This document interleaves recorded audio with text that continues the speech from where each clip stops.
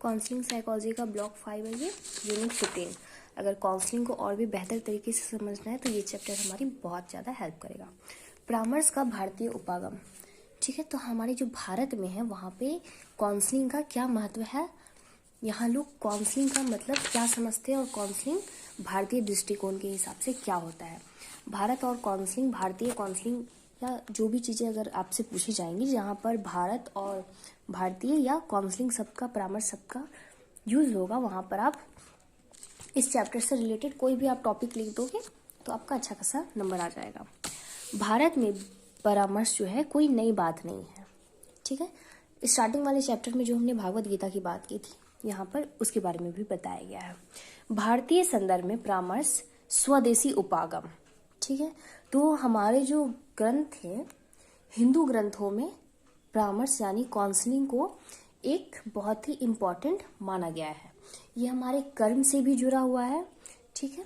हमारे कर्म यानी कि हम जो काम करते हैं अच्छे या बुरे, उससे भी जुड़ा हुआ है। हमारे भागवत गीता में भी इसके बारे में बात की गई है। पूरा जो भागवत गीता है, श्री कृष्ण और जो कुरुक्षेत्र के दौरान वो जो ज्ञान दे रहे थे अर्जुन को, पूरी भागवत गीता काउंसलिंग के ऊपर ही बनी हुई है, इस बारे में भी जोर देता है। आयुर्वेद काउंसलिंग से कैसा जुड़ा हुआ है इस पर जोर देता है। और हमारा सचेतन यानी माइंडफुलनेस, मेडिटेशन, योगा, ये सब चीज़ हमारे दिमाग को शांत करने के लिए, हमारी काउंसलिंग के लिए कैसे मददगार हो सकती है, इस बारे में ये पूरा चैप्टर आपका दिया हुआ है। तो पहले हम भागवत गीता को देख लेते हैं। भागवत गीता क्या है? भागवत गीता महाकाव्य महाभारत का एक हिस्सा है जिसमें 18 अध्याय हैं और 701 श्लोक दिए गए हैं, जो हिंदू मानस में बहुत ही अंतर्निहित है और यह कई लोगों के लिए आध्यात्मिक मार्गदर्शक के रूप में काम करती है, ठीक है। हर किसी को, आप किसी भी धर्म से क्यों ना हो, ठीक हो, आप हिंदू हो, मुस्लिम हो, सिख हो, जो भी धर्म से हो, आपके लिए, या फिर किसी भी कास्ट से हो, या फिर आप किसी भी स्टेट से हो, किसी भी देश से हो, आपके लिए भागवत गीता बहुत ही हेल्पफुल साबित हो सकती है, क्योंकि ये किसी कास्ट, किसी धर्म या किसी देश के बारे में नहीं बताती है। ये इंसान के सोचने समझने की प्रक्रिया को दर्शाती है और कैसे वो जब किसी धर्म संकट में पड़ जाता है। धर्म संकट का मतलब आप ऐसे समझ सकते हो, जैसे दो अपने दोस्त हैं, या दो कोई जो इंसान जो फाइट कर रहा है, या एक दूसरे के बीच जो मनमुटाव चल रही है, वो दोनों अपने हैं। उनमें से आपको चुनाव करना है। अब दोनों ने ये कहा है कि आप किसको चुनोगे, आप मेरे साथ रहना। सपोज दो भाई हैं, वो लड़ रहे हैं, वो अपनी माता को बोल रहे हैं कि आप मेरे साथ रहना चाहोगी या उसके साथ रहना चाहोगे, ठीक है। तो इस धर्म संकट के बीच वो माँ क्या डिसाइड करेगी कि वो बड़े बेटे के साथ रहना चाहेगी या छोटे बेटे के साथ, ठीक है। तो ये सिचुएशन उस माता के लिए क्या होगा, धर्म संकट होगा, जो कि हमारे भागवत गीता के टाइम, जब ये भागवत गीता लिखी थी, तब अर्जुन जो थे हमारे, वो कुरुक्षेत्र में फंसे हुए थे। उस रणभूमि में अर्जुन के दोनों तरफ जो थे उनके अपने ही परिवार थे, ठीक है। पांडव भी उनके अपने थे, कौरव भी उनके अपने थे। तो उनके बीच उनको अपने गुरु से लड़ना था, ठीक है, उनके अपने ही भाइयों से, अपने ही सगे संबंधियों से लड़ना था। तो उस बीच वो रणभूमि में वो अपने कदम पीछे ले रहे थे, बहुत ज़्यादा वो डिप्रेशन महसूस कर रहे थे, वो उस फीलिंग से बाहर नहीं आ पा रहे थे। तो उस सिचुएशन में कृष्ण ने उनकी मदद की, उनको रणभूमि के क्षेत्र में ही उनको एक तरह से काउंसलिंग दी, ठीक है, कि ये इस जो धर्म संकट में आप जो अर्जुन फंसे हुए हो, ठीक है, आप सही निर्णय नहीं ले पा रहे हो, उसमें उन्होंने काउंसलिंग के थ्रू उनकी मदद की, ठीक है। तो इसी तरह उस माँ को डिसाइड करना होगा कि वो बड़े बेटे के साथ रहेगी या छोटे बेटे के साथ। तो उस सिचुएशन में अगर वो भागवत गीता का सार उनको पता होगा, या काउंसलिंग के बारे में उनको थोड़ी मोटी समझ होगी कि अपने इमोशन पर कंट्रोल कैसे करना है, दोनों ही मेरे अपने खून हैं, अपने बेटे हैं, लेकिन मुझे किसके साथ रहना है, किसके साथ रहना मेरे लिए सही होगा, या उस सिचुएशन में वो ये भी डिसीजन ले सकती है कि कुछ महीने इसके साथ रह लेते, कुछ महीने इसके साथ रह सकते हैं, है ना। तो इस तरह की सिचुएशन में जहाँ दोनों तरफ हमारे अपने होते हैं, हम धर्म संकट में फंसे होते हैं, उससे हमको बाहर कैसे आना है, इसमें हमारी काउंसलिंग जो है मदद करता है। और इसका सबसे प्रमुख जो क्षेत्र है वो हमारा भागवत गीता से ही बाहर आया है, ठीक है। इसमें जो हमारे अर्जुन के मार्गदर्शक थे वो भगवान श्री कृष्ण थे। उन्होंने संवाद और संप्रेषण यानी इमोशंस और कम्युनिकेशन के माध्यम से अर्जुन के जो दबाव और डिप्रेशन और दुश्चिंता थी, जो टेंशन था, उसको दूर करके उनको सही मार्गदर्शन दिया कि आप अभी रणभूमि में खड़े हो, है ना। यहाँ पर आपको लड़ना है, आपको अपने लिए लड़ना है, आपको अपने परिवार के लिए लड़ना है, आपको अधर्म पे धर्म का स्थापना करना है, यानी बुराई पे अच्छाई की स्थापना करनी है। ठीक है, तो भागवत गीता के बारे में आप पूरा नहीं पढ़े हो ओके, बट उसके बारे में कुछ तो जानकारी होगी ना आपके पास कि वो कहाँ से स्टार्ट हुआ। वो हिंदू धर्म का एक ग्रंथ है, ठीक है, लेकिन वो हर धर्म के लोगों को पढ़ना चाहिए। अब मतलब ये नहीं कि आप पढ़ो ही, लेकिन क्यों पढ़ना चाहिए पहले पता तो होना चाहिए ना इंसान को कि उसमें काउंसलिंग की चीजें लिखी हुई है। फिर आता है हमारे जीवन का एक रूप है ये जो है भागवत गीता, जहां हम अपने मन के समग्र में आंतरिक द्वंद्वों का सामना करते हैं। ठीक है, तो भगवान कृष्ण ने भी अर्जुन के साथ यही किया था। उनकी अंदर की जो दुविधाएं, उनको परेशानियां थी, जिसकी वजह से वो अपनी लाइफ में आगे नहीं बढ़ पा रहे थे, सही डिसीजन नहीं ले पा रहे थे, उसमें उन्होंने उनकी हेल्प की। यह ग्रंथ प्रभावी परामर्श और अच्छे परामर्शदाता की विशेषताओं को भी बताता है कि एक अच्छा काउंसलर, एक अच्छा परामर्श कौन होता है ना, उसमें क्या विशेषता है, उसमें क्या क्वालिटी होनी चाहिए। ठीक है, और भागवत गीता शिक्षाएं द्वंद्व समाधान और दुश्चिंता एवं अवसाद जैसी मनोवैज्ञानिक स्थितियों के बेहतर प्रबंधन में सहायता करती है। ठीक है, डिप्रेशन, एंजाइटी और ऐसी बड़ी बड़ी जो हमारी मेंटल प्रॉब्लम होती है, डिसऑर्डर्स होते हैं, उनमें हमारी हेल्प करता है। फिर आता है कर्म सिद्धांत। दूसरा हमारा आता है कर्म सिद्धांत। तो कर्म सिद्धांत क्या है? कर्म यानी कि कार्य। हम जो भी काम करते हैं वो हमारा क्या होता है? कर्म होता है। हमारे कर्म के हिसाब से हमें अपने लाइफ में फल मिलता है। यानी इसमें बहुत सारी कहावतें भी कही गई है, बहुत सारी लाइन्स है, जैसे कर्म करता जा, है ना, फल की चिंता मत कर, है ना। और जैसे बोया पेड़ बबूल का तो आम कहाँ से पाए, है ना। बोओगे, जैसा बोओगे वैसा पाओगे, है ना। जैसा कर्म, जैसी करनी वैसी भरनी।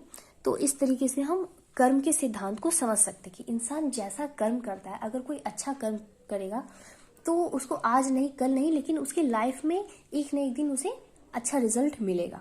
लेकिन वही कोई इंसान मेहनत ही नहीं करेगा, एकदम बेकार बैठे रहेगा और ये उम्मीद लगाएगा कि मेरे भगवान, मेरे अल्लाह, मेरे गॉड, ठीक है, मेरे गुरु मुझे रिजल्ट अच्छा देंगे, आउटकम इसका अच्छा आएगा। तो ऐसा तो हो नहीं सकता ना, क्योंकि उसने कोई कर्म ही नहीं किया। अच्छे रिजल्ट की अपेक्षाएं सिर्फ की, उसने सोचा है कि मेरा अच्छा होगा, लेकिन उसके लिए उसने कोई काम नहीं किया, कोई अच्छा डिसीजन नहीं लिया, है ना। तो इस सिचुएशन में उसका रिजल्ट भी क्या होगा? अच्छा नहीं होगा, उसके कर्म के अकॉर्डिंग होगा। फिर आता है सचेतनता। सचेतनता का मतलब होता है माइंडफुलनेस, यानी कि हमारा मेडिटेशन। अब मेडिटेशन को भी हमारे हर गुरु होते हैं, हमारे जो हर टीचर होते हैं, या समटाइम्स आप देखोगे मतलब न्यूज़ चैनल पे भी माइंडफुलनेस को, मेडिटेशन को साधु संत जो होते हैं, हर कोई, आपके पतंजलि वाले, रामदेव बाबा हो गए, हर कोई इस चीज़ पे बहुत ज़्यादा जोर देता है कि ध्यान क्या है। मेडिटेशन के थ्रू हम अपने इमोशंस, संवेदनशीलता और अपने आप को और बेहतर तरीके से जान पाते हैं कि हमारे जो इमोशंस हैं हम पे कितने ज़्यादा हावी हो रहे हैं। और वहीं हम मेडिटेशन जब करना स्टार्ट करते हैं तो वो चीज़ें कंट्रोल में आने। अच्छा, ये जो हमारे स्ट्रेस एंड टाइम मैनेजमेंट की बुक है, इसमें ये जो मेडिटेशन का ये जो पोज दिया हुआ है, ठीक है, ये हमारे मेडिटेशन का एक पोज होता है। इसमें हमारी इंद्रियां जो होती है, क्योंकि हमारा मनुष्य का शरीर जो है वो प्राकृतिक तत्वों से बना है, ठीक है, 5 तत्वों से बना है। और मतलब ये जो उनकी दिख रहा है आपको, ये हमारा मतलब बॉडी को कंट्रोल करने का ये सिस्टम होता है एक तरीके से। तो हमारे मेडिटेशन में हमारे बॉडी को पूरी तरह से जो चीज़ें हैं, प्राकृतिक चीज़ें, वो उसको कंट्रोल में लाती है। और इसलिए जब हम शांत होते हैं तो हम खुद को बहुत बेहतर तरीके से समझ पाते हैं और इससे सही डिसीजन लेने में भी बहुत ही सहायता मिलती है। ये हमारा जो है सबसे ज़्यादा ये बौद्ध धर्म में ये प्रचलित था, ठीक है। जो गौतम बुद्ध थे वो बहुत ज़्यादा मेडिटेशन करते थे, इसलिए उनको शांत टाइप का माना जाता था कि ये बौद्ध धर्म से सचेतन यानी माइंडफुलनेस निकल के आया है। और इसको अन्य पवित्र ग्रंथों में भी बहुत ज़्यादा मान्यता मिली है। हमारी आयुर्वेद में भी इसको मान्यता मिली हुई है, हिंदू धर्म में भी मिली हुई है। हर धर्म में मेडिटेशन जो है, सचेतनता, इसको बहुत ज़्यादा पवित्र माना गया है। फिर इसमें ये क्या करता है, ये हमारी लाइफ में क्या करता है, जागरूकता लाता है, अपने बारे में जानने में हमें और ज़्यादा हेल्प करता है, लोगों को समझने में, ध्यान और याद रखना चीज़ें शामिल है। मतलब इसके थ्रू हमारा जो माइंड है उसकी मेमोरी भी बहुत तेज होती है, हम किसी चीज़ को अच्छे से सुन पाते हैं, समझ पाते हैं। हमारी पांचों जो इंद्रियां है, नाक कान है ना, महसूस करना, फील करना, टच करना है ना, ये सब चीज़ें बहुत अच्छे से काम करती है। और इसके लाभ क्या क्या है, सचेतनता सांवेगिक नियंत्रण विकसित करती है, यानी हमारे इमोशंस को और फीलिंग्स को कंट्रोल करने में हमारी मदद करते हैं कि सही टाइम पे किस टाइम पे कौन सी फीलिंग हमको प्रेजेंट करनी है, लोगों को दिखलानी है। फिर आता सचेतनता का अभ्यास करने से बेहतर संबंध बनाने में सहायता मिलती है, लोगों से जुड़ने में, सोसाइटी से, समाज से और हमारे ब्रह्मांड से हमें जुड़ने में। जैसे कहते हैं ना, यूनिवर्स है, बहुत बड़ा यूनिवर्स है, 7 यूनिवर्स है, दिस डैट है ना, तो इन सब चीज़ों से जुड़ने में हमारी बहुत ज़्यादा हेल्प करती है। सचेतनता सहानुभूति को प्रोत्साहित करती है, यानी एम्पैथी, लोगों के प्रति हमारी भावनाओं को बेहतर बनाने का प्रयास करती है। हम लोगों से और जुड़ना, उनको समझना चाहते हैं, है ना, कि कोई ऐसा बोल रहा है, कोई ऐसा बिहेव कर रहा है तो क्यों कर रहा है, उससे हमको एम्पैथी रखनी चाहिए। सचेतनता धैर्य रोपित कर सकती है, ये हमारे अंदर विश्वास और पेशेंस बनाने का काम करती है, यानी धैर्य बनाती है। किसी चीज़ को लेकर के कुछ लोग होते हैं बहुत ज़्यादा हड़बड़ी होते हैं कि नहीं मुझे अभी जानना है, मुझे अभी पढ़ना है, मुझे अभी ये काम करना है, ठीक है, इसका रिजल्ट, एग्जाम इतने दिन पहले हो गया, अभी तक रिजल्ट क्यों नहीं आया, बहुत ज़्यादा हड़बड़ी होती है, ठीक है। तो इस चीज़ में भी धैर्य रखने का काम करते हैं कि आपने अपना कर्म तो कर दिया, अब फल की चिंता आप मत करो, वो तो किसी और का काम है। मतलब एग्जाम देना आपका काम था, ठीक है, एग्जाम फॉर्म भरना डेट पे आपका काम था, लेकिन रिजल्ट देना आपका काम नहीं है। आपने एग्जाम अच्छा किया है तो रिजल्ट भी अच्छा ही आएगा, इस उम्मीद में आपको रहना है, ठीक है। और अगर आपने एग्जाम अच्छा नहीं दिया है तो रिजल्ट भले ही टाइम पे आ जाए पर रिजल्ट तो खराब भी आएगा ना। तो उस हिसाब से रिजल्ट देना आपका काम नहीं है, वो आपकी यूनिवर्सिटी का काम है, वो संभालेगी। तो धैर्य का काम भी हमें सचेतनता, माइंडफुलनेस सिखलाता है। फिर आता है सचेतनता जीवन की कठिनाइयों के बारे में मूल्यवान अंतर्दृष्टिता विकसित करने में हमारी मदद करता है, ठीक है, कि जीवन में जो भी परेशानियां आती है, प्रॉब्लम्स होती है, उसको समझने में भी हमारी मदद करता है। फिर हमारा आता है योग और ध्यान, ठीक है, मेडिटेशन हो गया हमारा, योग और ध्यान, यानी योग मतलब योगा। योगा भी हमारे लिए बहुत ही कारगर साबित होता है, हमारे मेंटल और फिजिकल बॉडी को कंट्रोल में रखने के लिए, उस पर नियंत्रण पाने के लिए और उसको हेल्दी रखने के लिए। पतंजलि ने योग पर अपने सर्वप्रथम ग्रंथ योग सूत्र में इसका वर्णन किया कि योग सूत्र में उन्होंने कहा है कि योग क्या है, योगा एक्चुअल में क्या है, हमारे लिए क्यों जरूरी है ना। योग शब्द का अर्थ होता है जुड़ना या मिलना। योग शब्द संस्कृत के युगत शब्द से बना है, जिसका अर्थ होता है जुड़ना, बांधना या जुड़ना, किसी चीज से जुड़ना, खुद को बांधना।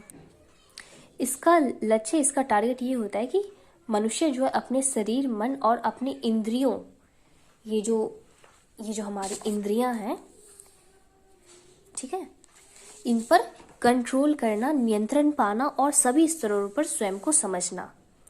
यह एक समग्र अभ्यास है जो मन, शरीर, श्वास, हमारे माइंड, बॉडी और श्वास और आत्मा दोनों को समझने में हमारी मदद करती है और इन सबको एकीकृत करने में, इनका डेवलपमेंट करने में, विकास करने में हमारी मदद करती है। इसमें एक्सरसाइज शामिल है, मुद्राएं शामिल है, व्यायाम शामिल है, ठीक है, और शांत बैठ करके खुद को समझना या खुद के बारे में सोचना, अपने विचारों को समझने की प्रयास करना भी शामिल है। ये हमारे माइंड और बॉडी को सकारात्मक बनाने में हमारी मदद करता है। योग अभ्यास के बहुत सारे लाभ हैं। ये बेहतर शारीरिक और मानसिक स्वास्थ्य यानी दुश्चिंता, तनाव और अवसाद यानी डिप्रेशन को कम करने में हमारी मदद करता है और इसमें हमारा व्यक्तित्व का कल्याण होता है। योग शारीरिक और मानसिक स्वास्थ्य दोनों को प्रोत्साहित करते, दोनों को बढ़ावा देते हैं। योग अभ्यास के कुछ लाभ हैं। पहला इसका है आत्म जागरूकता में वृद्धि। खुद के मन, भावनाओं, अपने विचारों, अनुभवों और शरीर के बारे में अधिक से अधिक हमें जानने को मिलता है, समझने को मिलता है, ठीक है। फिर आता है पर्यावरण और ब्रह्मांड, ठीक है, पूरी यूनिवर्सिटी को सही के सहित स्वयं और अन्यों के से संबंध से जुड़ना, उसमें जुड़ने में हमारी विकास करता है, हमारी मदद करता है कि लोगों को हम बेहतर तरीके से समझें और प्रकृति को समझने की चेष्टा करें। स्वस्थ दृष्टिकोणों और व्यवहार को विकसित करना और उसको मजबूत करना। ठीक है। हमारे हेल्थ से रिलेटेड जो हमारा नज़रिया है मेंटल या फिजिकल हेल्थ को लेकर, उसमें हमारी मदद करता है उसको बेहतर ढंग से समझने में। दबाव और तनाव को कम करना, प्रेशर और स्ट्रेस को कम करना, कि हम कभी कभी ऐसे सिचुएशन में होते हैं जब हम बहुत ही ज़्यादा दबाव महसूस करते हैं, दो सिचुएशन में जैसे हम फंसे हुए रहते हैं, तो उसमें हमको पता ही नहीं चलता कि हमें सही डिसीजन क्या लेना, हम डिसीजन लेने में असमर्थ रहते हैं। उस सिचुएशन में भी हमारी योग और ध्यान, मेडिटेशन हमारा, और जो हमारा योगा है, ये हमें मदद करता है। आत्म स्वीकृति विकसित करना और दूसरों से बेहतर संबंध रखने में खुद को प्रोत्साहित करना। ठीक है। फिर आता है हमारा आयुर्वेद। आयुर्वेद परामर्श के बारे में, काउंसलिंग के बारे में क्या कहता है। आयुर्वेद भारत में चिकित्सा की पारंपरिक प्रणालियों में से एक है। आयुर्वेद शब्द जो है ये आयु अर्थात जीवन और वेद अर्थात यानी कि ज्ञान की मेल से बना है। जीवन का ज्ञान जो है वो हमारा आयुर्वेद कहलाता है। यह मूल रूप से जीवन के विज्ञान को संदर्भित करता है। ठीक है। इसमें व्यक्ति के शारीरिक, मानसिक और आध्यात्मिक स्वास्थ्य की देखभाल करना शामिल है। यह स्वास्थ्य के प्रति समग्र दृष्टिकोण पर आधारित है कि स्वास्थ्य के प्रति हमारा दृष्टिकोण, हमारा नजरिया कैसा है और लोग स्वास्थ्य के बारे में क्या समझते हैं, और व्यक्ति के समग्र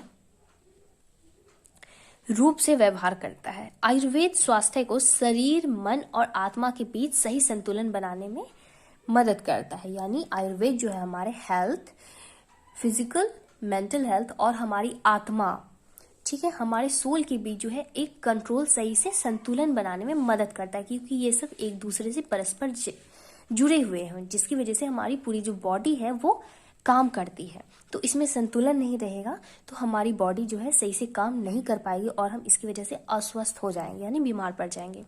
यह व्यक्ति के व्यक्तित्व की आयामों के रूप में 3 गुणों का वर्णन करती है: सतत्व गुण, रजगुण और तम गुण। आयुर्वेद जो है हमारे शरीर के 3 गुणों के बारे में बात करती है। तामसिक, राजसिक, है ना, जहाँ पे लोगों को बहुत ज्यादा क्रोध आता है। अब ये 3 गुण क्या है? सतत्व गुण में पवित्रता और संतोष शामिल है। इस तरह सात्विक व्यक्ति यानी सतत व्यक्ति जो होता है पवित्रता, इच्छाओं एवं अपेक्षाओं से रहित होता है और सेवा उन्मुख जीवन बिताता है। लोगों की मदद करना, सेवा करना इन्हें बहुत पसंद है। फिर जो रज आते हैं यानी राजसिक जो आते हैं, वो क्रियाशीलता, शक्ति, प्रसिद्धि और वासना से चिन्हित होते हैं। ठीक है। फिर आता है राजसिक व्यक्ति उपलब्धि और सफलता पर अधिक बल देते हैं, उनको सफलता चाहिए ही चाहिए होती है। तम गुण में क्रोध, तम गुण वाले व्यक्ति में क्रोध, अज्ञान और लोभ शामिल है। बहुत लालची टाइप के होते हैं, इनको बस और चाहिए और चाहिए, अगर कोई चीज मिले उनको संतुष्टि नहीं होती है, बहुत ज्यादा गुस्सा आता है।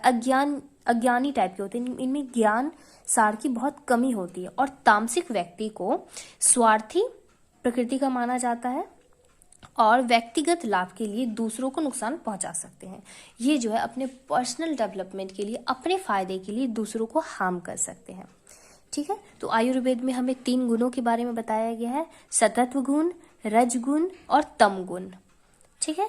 रज वाला राजा की तरह समझ सकते हो, और जो हमारा सतत्व गुण है, सात्विक जो व्यक्ति होते हैं वो बहुत ही अच्छे होते हैं, और तम गुण वाले लालची और सेल्फिश टाइप के होते हैं। ठीक है। फिर आता है मनोवैज्ञानिक रूप से स्वतः, आप एक बिजनेसमैन को ऐसे समझ सकते हैं, बिजनेसमैन जो होते हैं, मतलब हर किसी को नहीं बट एज एग्जांपल आप समझ सकते हो, वो रजगुण वाले होते हैं, उनको सफलता बहुत प्रिय होती है, उनको ऊंचाइयों पे जाना पसंद है। और जो तम गुण वाले होते हैं बहुत सेल्फिश होते हैं, मतलब एकदम लालची टाइप के होते हैं। और जो सत्व गुण वाले होते हैं, ये हमारे आप राजा महाराजा काइंड किसी एक ऐसे व्यक्ति का एग्जाम्पल ले सकते हो। ठीक है। जो लोगों की मदद करने में अपने आप को बेहतर समझते हैं। मनोवैज्ञानिक रूप से स्वस्थ व्यक्ति के लिए तीनों गुणों के बीच संतुलन बनाना बहुत ही ज्यादा जरूरी है। अगर इन तीनों के बीच, ये तीनों जो हमारा माइंड का स्टेज है, गुण है, तो इसमें अगर गड़बड़ी हो जाएगी तो हमारा हेल्थ भी खराब हो सकता है। ठीक है। फिर आता है आयुर्वेदिक चिकित्सक भी त्रिदोषों को उपचार का आधार मानता है। आयुर्वेद जो है ये काउंसलिंग में ये जो 3 इनके दोष है, ये जो गुण है, इनको अपने उपचार का आधार मानता है, बेसिक मानते हैं। ठीक है। त्रिदोषवात यानी कि वायु होता है, पित्त होता है और कफ नमक शारीरिक हास्य पर आधारित है।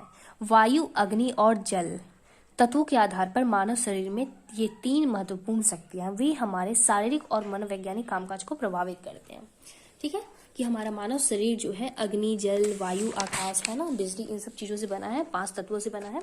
और उनमें असंतुलन होने के कारण, किसी चीज़ की कमी होने के कारण हमारी जो हेल्थ जो है वो खराब होने लगती है।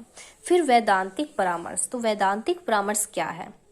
वैदांतिक परामर्श या वैदिक परामर्श वेदों पर आधारित है। जैसे हमारे, आपको पता होगा कि 4 वेद होते हैं। ठीक है, ऋग्वेद, यजुर्वेद, सामवेद और अथर्ववेद। वेदों की विभिन्न मानसिक स्थितियों और उनके उपचारों का विस्तृत विवरण दिया गया है। आयुर्वेद में सबसे प्रसिद्ध परामर्श व्यवहारों में से एक है आयुर्वेद, यानी कि अथर्ववेद का उपवेद है ये आयुर्वेद हमारा। वैदिक परामर्श धर्म की अवधारणा पर बल देता है ये, जिसमें सही कार्य, सही जीवन और सही जागरूकता का महत्व शामिल है। व्यक्ति की आत्म समझ को बढ़ावा देने के लिए, अपने आप को जानने में खुद की समझ को बढ़ावा देने के लिए ये जो वेद है हमारा काफी कारगर होता है। यह मूलतः निम्नलिखित को जीवन के 4 मुख्य लक्ष्यों से माना गया है। हमारा वैदांतिक परामर्श में वेदों को 4 मुख्य तत्वों से माना गया है। पहला है हमारा धर्म। धर्म यानी कि कार्य, अच्छे काम करो, है ना, तो अच्छा फल मिलेगा, बुरे कामों का बुरा फल मिलेगा, ये हमारा धर्म हो गया। फिर आता है अर्थ, यानी धन संपदा, जीवन जीने के लिए संपत्ति भी जरूरी है। फिर काम, यानी कि खुशी, इमोशंस भी जरूरी है, खुशी के लिए हम काम करते हैं ना, कोई भी काम अच्छे के लिए करते हैं। फिर आता है हमारा मोक्ष, यानी कि मुक्ति, चौथे नंबर पर। तो मुक्ति यानी जीवन में जब हमने अच्छे काम कर लिए, हमारा पूरा जीवन बहुत अच्छे से कट गया, तो हमको क्या चाहिए होती है? मुक्ति चाहिए होती है। ठीक है, वैदांतिक परामर्श जीवन के प्रति उचित दृष्टिकोण रखने पर केंद्रित है। ठीक है, जीवन के लिए हमारा सही दृष्टिकोण बनाने में केंद्रित है। फिर आता है गुरु और शिष्य का संबंध, ये हमारा आखिरी है। भारतीय परामर्श, भारत में परामर्श कैसा होना चाहिए या कैसा होता है, उस बेसिस पे गुरु और शिष्य का संबंध। तो पहले की जो गुरु और शिष्य का संबंध था वो कैसा होता था कि शिष्य जो है गुरुकुल में जाया करते थे और गुरु की वहाँ सेवा किया करते थे। गुरु जो है उनके माता पिता और भगवान से भी बढ़कर थे उनके लिए। ठीक है, तो उनके पास रहना, उनकी सेवा करना, निस्वार्थ सेवा करना। और गुरु और हमारे जो शिक्षक थे और जो स्टूडेंट और छात्र का जो एक रिलेशन होता है वो बहुत ही भरोसेमंद और देखभाल से बना था। मतलब दोनों एक दूसरे की फिक्र करते हैं, एक दूसरे को समझते हैं, है ना, एक दूसरे का ख्याल रखते हैं, ये चीज़ें होती थी। तो ये हमारा यूनिट 15 में खत्म हो गया, हमारा ब्लॉक 5 पूरा कंप्लीट हो गया है। नेक्स्ट हम ब्लॉक 4 करेंगे। Thank you.